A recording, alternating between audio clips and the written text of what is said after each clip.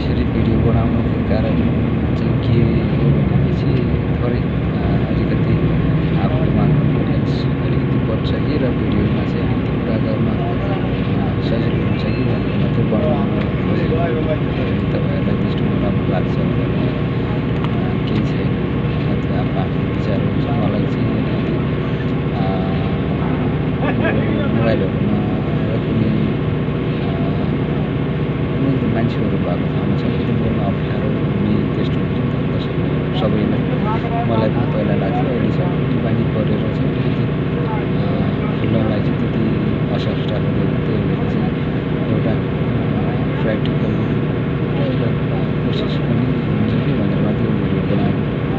तपाईँले त्यस्तो कुनै अप्ठ्यारो नराम्रो लाग्छ आफ्नो विचारहरू राख्नु होला, किनभने सबैको विचार एउटै हुन्छ भन्ने छैन।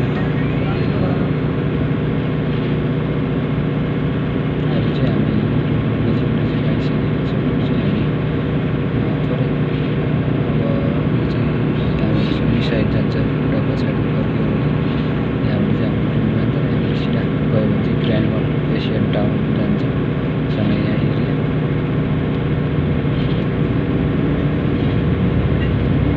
यहाँको चाहिँ यो ट्राफिक लाइटहरू चाहिँ एकदमै कडा छ। हाम्रो नेपालमा एउटा ट्राफिक लाइट रेड लाइट कट्यो भने 1500 जरिमाना छ भने यहाँ चाहिँ 1500 जरिमाना भन्दा अलिकति सुन्दा एउटै लाग्छ होला। तर यहाँको 1500 भनेको नेपालको झन्डै 60-65 हुन्छ।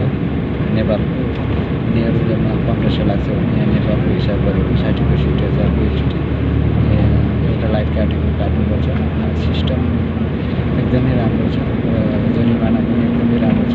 त्यो जरिमाना र अहिले जुन हाम्रो नेपालको सरकारले साँच्चै गर्न सक्यो भने नियम भनेको कडा हुनुपर्छ जस्तो लाग्छ।